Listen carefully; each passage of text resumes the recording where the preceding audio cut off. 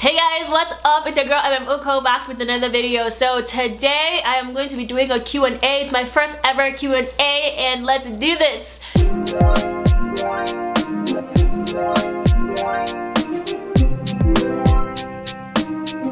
So I actually posted on my Instagram and my Snapchat for people to ask me questions, and so I have like a bunch of questions that people asked, and I tried not to read them so I can get like first reactions. Like immediately I answer the questions. I read some of them, to be honest, but I'm really excited. So it's gonna be like a real raw, I'm just going to be answering my perspectives and just like giving you guys what I think about stuff, and also answering some questions about myself. Grab your tea. I have my bubble tea here, so grab your tea, your coffee, your whatever you want to drink, your juice. Yeah, let's get started on these questions. I'm actually really excited because this is my first ever Q&A. How long do I plan on continuing to do YouTube? For as long as I can, babe. Literally for as long as I can. I just love doing it. It's something I love to do. I just love to do it. I'm just gonna keep posting videos. Even when I start working full time, I'm gonna have this like on the side. I'm definitely gonna just keep doing it, no matter what. So the main purpose of my YouTube is not to like, you know, grow. Like I want to grow, of course. I definitely want to grow and, you know, get the 1 million subscribers. Like it's one of my goals to reach 1 million subscribers. Probably will happen a few years down, but like that's a goal of mine. But then I do this because I love it, and I love to talk to you guys and to create videos for you guys that you guys love, and I love to read your comments, stuff like that. So I plan on doing YouTube for as long as I can. What advice would I tell my younger self? I'll tell my younger self that you're going to grow, and you're going to grow into a quite, you know, exceptional young lady, to be honest. I don't like to say that for myself, but like I guess like that's one thing I'll tell my younger self. Just calm down, you know, just keep moving in life and keep doing what you're doing, because it's just everything is gonna make sense at some point.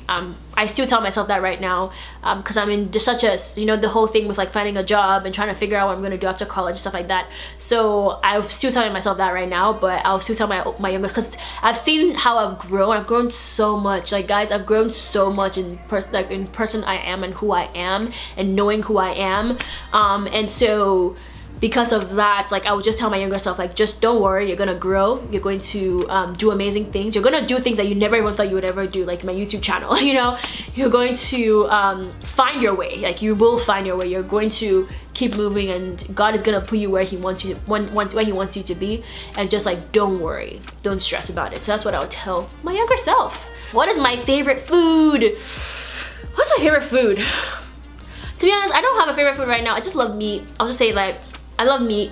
Literally, give me meat, give me a plate of meat and I'll just eat it. Chicken, beef, fish, just give me a freaking plate of meat. Like good, not just any kind of meat, good seasoned meat, you know, good seasoned like shrimp. Oh my god, just give me a plate of meat and I'll eat it. So that's my favorite food. Just give me meat. Like I can never ever become, like the day that I tell you guys that I'm a vegetarian, just know something is completely going on in my life. Like I'm sad or I'm depressed or something, because I can never ever become a vegetarian or a vegan. It's just not possible. It's not scientifically possible for me. So just know that. So yeah, just give me a plate of meat and I'm good. Why did I become a YouTuber? That's a good question.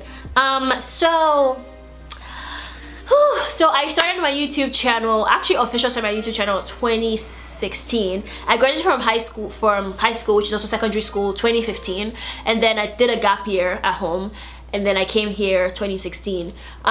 So during 2016, during the summer, or April 2016, my sister, who was in the US at that time, like called me up and was like, oh, like she's thinking of going natural, because at that time I still had my hair relaxed, and so she was like, she's thinking about going natural, why don't we do it together? And I was like, sure, let's do it together. So we started the whole natural journey, and so that's when I got introduced to YouTube, because I never really watched, I only went to YouTube because like to like watch music videos and stuff like that. And so, but then now I needed to learn how to do my natural hair, so I started like searching up natural hair videos on YouTube and watching people, and I was like, oh my gosh, this is the whole thing that someone, like some random person will just like put up a camera and film a video and would just like post it. And so I was like, this is genius, this is amazing. And so I just fell in love with that whole idea of just like being able to just share yourself online. So I was like, I'm going to create a YouTube channel to document my natural hair journey. And so I created my first video, and it was about natural hair. I don't remember what it was, to be honest. And then so I basically, that was my whole intention. So at that time I had like a really shitty phone, and so I got my dad's phone. My dad had an iPhone SE. No one had that phone. I don't know, my dad was the only person that I know that had that phone, an iPhone SE. Literally, go search it up, it actually existed. So my dad had an iPhone SE at the time, and so I would like borrow his phone. I'd be like, hey, like I want to use it, and he hardly used that one because he had another phone. And so I took that one, and then I like stacked up like textbooks and papers and everything, and then I would like try to organize it in a way that I can lean the phone and everything. So that's how I filmed my first few videos. But that's kind of like how I started it. It was like I wanted to show my natural hair journey. But then as I kept going, I came to the US, I did my first semester, and then I kind of revamped my YouTube. I deleted all my videos from 2016, and then I started I put up my first video in 2017. So if you go and look at my channel, my first video was January 2017, because I deleted all my videos from 2016. So I guess why I did that was because I had created a new vision for my YouTube channel. It wasn't just to document my natural hair journey anymore. It was because I wanted to inspire people. I wanted to share myself online and just like create videos, because I ended up falling in love with creating videos and just being creative. I wanted somewhere and a platform that I was able to show my creativity, because I was in school, I was working hard, I was doing all these like technical stuff, but at the same time I also have like so much passion for creativeness and art and photography and all this, and videography and stuff like that. And so I wanted somewhere that I could just do that and have a platform to do that. And the fact that people actually subscribe and actually want to watch this stuff is amazing to me. I love all of you for watching my videos. It's amazing. And so I guess that's the main reason why I started my YouTube. I wanted an outlet for my creativity, and as well as to inspire people to know that they can do more than one thing with their life. So actually that's honestly my message to you guys. Literally, like, you can do more than one thing. Like if you have a passion in music and dance, but then you also like biology, you can freaking do all three, you know. So that's one of my things, because I'm a computer science major, I'm coding, I'm doing all the software stuff, but at the same time I'm also creating videos about fashion and makeup and hair. And so that's one thing I just wanted to inspire people, because I show you both the college side as well as the creative, you know, the fashion-y creative side of me. And so I guess that's the reason why I became a YouTuber, to inspire people to know that you can do more than one thing in your life. That was a long pitch, very long pitch, but yeah, when it comes down to it, I just want to inspire people. What is my biggest pet peeve? Okay, guys, my biggest pet peeve is when people don't clean up after themselves. Like for example, if you're in a public place, or you go to the bathroom, or you're eating in the dining hall and you don't clean up, what is wrong with you? Like, do you know that another human being is gonna come and use that after you? Like, I hate the fact that some people just don't think about the next person, you know? Like, someone else is going to come in there and want to eat on that table, or use that toilet, or I don't even know where else, but like, you're gonna want to come use that, but then you go in and you act like you're your house. Like, if you're in your house, do whatever you want to do. Let your room be the mess. Let you know, don't clean up after yourself. No one cares. You're in your house. But when you're outside, I hate when people don't clean up after themselves. I hate it when I go to the dining hall and there's like rice and food all over the table. Like, number one, are you a cow? Why are you eating like this? And then number two, even if you're a freaking cow and you eat like this, freaking clean after yourself. It really annoys me. Sorry guys. It's my biggest pet peeve. I really hate when people don't clean up when they don't clean up after themselves. Like, please think about the next person. Clean up after yourself. It's really annoying. But yes, that's my spiel, because I'm very, very serious about that. Sips. There's a whole issue with bubble tea because you have to chew the tapioca. What is this question? What is my favorite human experience? Laughing, smiling, surprises, pooping, eating. I would say laughing and eating. Those are my two favorite human experience. I love eating, is amazing. It makes me so happy. I just like love food. And then laughing, I just love, you know, those very deep laughs, or something is so funny and you're just like laughing and you're on the floor. It's the best feeling in the world. So those are my two favorites favorite human experiences, I guess. What have I learned this year? It can range from different aspects or experiences in my life. What have I learned this year? Actually a really good one. So growing up, I have always had a one like view of what my life should be, mainly because I'm the last child in my family, and so I have just always thought that I'll walk in the same steps of my siblings, you know, like go to school, everything, get a job, blah blah blah blah, you know, next thing, buy a house, all that, because my siblings are amazing. They've achieved amazing things. Like I just don't even, they're just so smart and amazing, and so I've always kind of like thought that my life would just be exactly the same as them, and that's just the view I've had of my life. But now being a senior and searching for jobs and not being successful in this process has just kind of like made me step back for a few minutes and just be like, okay, I know you have this vision for your life, but your life does not have to look like that. Like your success doesn't have to look like someone else's success. That's basically the bottom line of what I've learned this year. It's like just like being okay in the fact that my success might not look like this, and just allowing God to take me wherever He wants to take me, and allowing myself to just be taken, you know, and just allowing it to go, because that's something that's definitely held me back, because it's just like, no, like my life has to look this way, you know, this is what my sister achieved, so I have to achieve the same thing. And so this year I've really learned to just take a step back and just be like, okay, my success doesn't have to look like their success, and being okay with that. So that's what I've been learning this year. Yeah, it's been very challenging, very challenging, but it's been going okay. My next question is someone who is your boy? So who is my boy? So basically, who am I dating?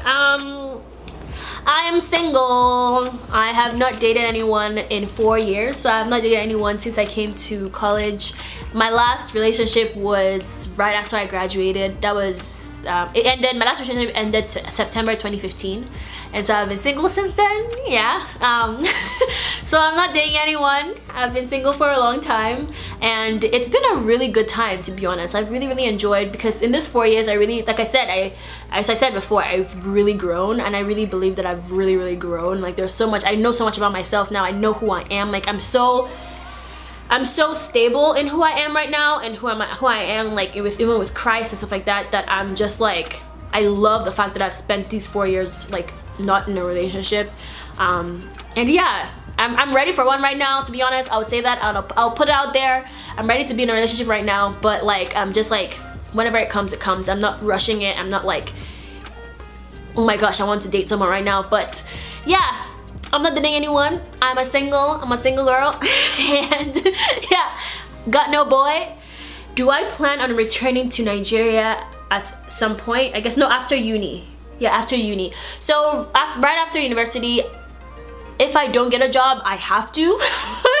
So that's always an option. I might actually just go back home, but the plan is to hopefully get a job here and be able to work here. But at the same time, if I don't and I go back home, I'm not stressed about it. Like I'm not like that's not the worst thing in the world, because at some point I do want to go back home. Even if I work here after college, I want to go back home at some point in my life, because I definitely want to make an impact. I want to go do something at home. That's one thing that is definitely very important to me. One of my goals in life. I want to go back home and make some type of impact. And so even if I don't go right after college, I will go at some point in my life. To be honest, we're being truthful here and everything, so to be honest, I just want to work here long enough so I can make enough money so then I can then go home and do something. You know what I'm trying to say? Because if I go straight home, there might not be a job, it doesn't pay as well, you know. But if I'm here and I work and I save up a good amount of money, then I can go back home and actually make an impact. So yeah, that's kind of like the plan for the trajectory of my life, if I hopefully find a job. And if I don't, I am going back home, yes. So you never know. You never know what happens. Like, we'll see. Then the next question, I like this question. It said relationships in uni. So relationships in college, how do you balance it? So as I said, I've been single for the last 4 years, so I have not dated anyone in college, but I do have a very good perspective on this. If you ask my roommates and my friends, I'm like the #1 relationship advisor. That hasn't been in a relationship in a very long time. I literally have so many perspectives, because I've really like I said, I've really worked on myself, and I know I've kind of like I know what I want in a relationship, and I know what's healthy in a relationship right now. Like I know, like I fully just know. I don't think I'm gonna be the perfect girlfriend or the perfect partner in a relationship, but I do know that I will work hard to be, because I know what that looks like. But this question, I like this question. How do you balance a relationship in university and college? So one thing that I would say about that is it's definitely hard, because those are two very important things in your life, right? Those are two priorities. You want to do really well in college, of course, it's your whole freaking life, and you also want to be a really good partner in your relationship, because that's possibly also your whole freaking life. And so one thing that I would say is, in terms of relationship, right, there's two people. Both of you are two completely different people with completely two different goals. Like, I'm going to use my two hands. Two different people with two different set of goals, right? You guys have come together and you've made your life one, but at the same time, you're still two different people. And because of that, one of the main things that a relationship should do, and a partner should do in a relationship, is to support the other. So in terms of college, for example, if both of you are in college and you're dating, you both should be able to support each other in that, because that college is something that's very important to both of you, and you should be able to support each other in that. For example, and then also with the example where one is not in college and one is in college, whoever is not in college should also be able to support you in college, and you also should be able to support them as well. But what I'm trying to say with all of this is balancing college and your relationship is very, very possible, as long as you are communicating with your partner and you are telling your partner, like, you have told your partner that this is something that's very important to me, and I'm probably going to miss some, unfortunately I might miss some date nights, I might be late for specific things, but I really need you to support me in this time. And if your partner loves you and knows and wants to be with you, they would create that and they will support you in that time. But at the same time, not also using that as an excuse, because that can now become an excuse and you're like, oh, I'm in college, I can't meet up with you. That's also a priority. As I said, that's also a very big priority in your life. So your partner should be able to support you, but then don't take it for granted. So one thing that I would say for sure is set up a day during the week, right? For example, let's say Friday night. Every Friday night you guys are gonna hang out. Literally, that's just it. Like one day a week like that, no matter what, you always plan to hang out with, whatever you guys like to do, whether it's a date night, go out in the town, or maybe it's going out, maybe it's staying at home and watching Netflix and eating ice cream and pizza, like whatever you guys want to do, but just like having that day that's just for you guys. And also, if you guys are in college together, studying together, hanging out together, making sure that you're seeing each other at least frequently, but at the same time, you guys have to support each other in that time, so I do think it's very possible to balance both of them, as long as you have the support of your partner. You guys are both supporting each other and you guys are both communicating. Communication is the most important thing. Communicating well, and also setting specific times out of your day and out of your week and out of your, your existence to spend time with them. Like intentionally making those plans. You just have to be very intentional about these things. So that's what I would say. Just intentionally making sure that you are communicating and setting times to be with your person. So yeah, I hope that whole spiel makes sense and actually like help someone, but that's my perspective. I do think it's very, very possible and very, very doable. My next question is have I ever fallen in love? This is a beautiful question. I actually know who asked this question, but so I don't think so. No, I don't think I have. Like I said, my last relationship was in 2015 and I really liked this boy. Like I liked him so, like I remember just like really liking him, but I don't think I was in love with him.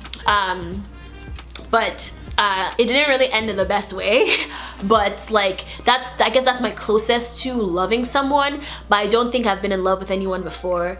I just feel like at that point I didn't know what love was, and I feel like now I don't still know what love is fully because I haven't experienced it, but I know it's not what I felt at that time. Because I believe that love, I know love is meant to be, people always say love is meant to be hard and everything, but I also do think that love is meant to be calm.